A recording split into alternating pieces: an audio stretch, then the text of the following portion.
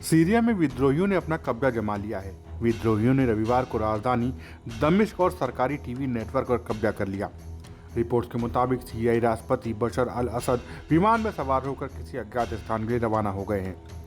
सेना से भी आत्मसमर्पण करने के लिए कहा गया है।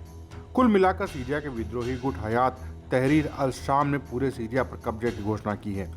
इन सब के बीच अब लोगों के मन में यही सवाल उठ रहा है कि आखिर क्या है HTS और कौन है इसका मुखिया। अबू मोहम्मद अल जिलानी, जिसने सभी बंदूकधारी विद्रोहियों को एक साथ किया और राष्ट्रपति बशर अल असद को देश छोड़कर भागने पर मजबूर कर दिया। सीरिया में जिस विद्रोही गुट ने पूरे देश पर कब्जा जमाया है और राष्ट्रपति बशर अल असद को भागने को मजबूर किया है, उसका नाम हयात तहरीर अल शाम है।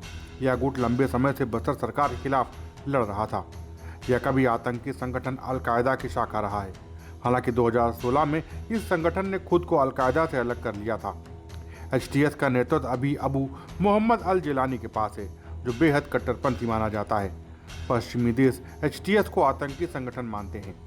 हयात तहरीर अल शाम का प्रमुख अबू मोहम्मद अल जिलानी एक इस्लामिक नेता है, लेकिन वह खुद के आधुनिक होने का दावा करता है।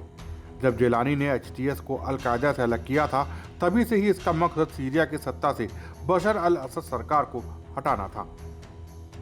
अबू जिलानी का जन्म 1982 में हुआ था। उसकी परवरिश सीरिया की राजधानी दमिश्क के मजेह इलाके में हुई। जिलानी के परिवार का ताल्लुक गोलान हाइट्स इलाके से है। वहीं कई इंटरव्यू में वह दावा कर चुका है कि उसके दादा को वर्ष 1967 में गोलान हाइट्स से भागना पड़ा था। तब यहाँ इजराइल का कब्जा हो गया था। जिलानी ने शुक्रवार को दिए एक इंटरव्यू में कहा था कि जब हम अपने उद्देश्यों के बारे में बात करते हैं तो हमारी क्रांति का लक्ष्य इस शासन को उखाड़ फेंकना है। उस लक्ष्य को प्राप्त करने के लिए सभी उपलब्ध साधनों का उपयोग करना हमारा अधिकार है। वहीं 2016 में अल-कायदा से नाता तोड़ने के बाद से जिलानी ने खुद को ज़्यादा उदारवादी नेता के रूप में पेश किया है।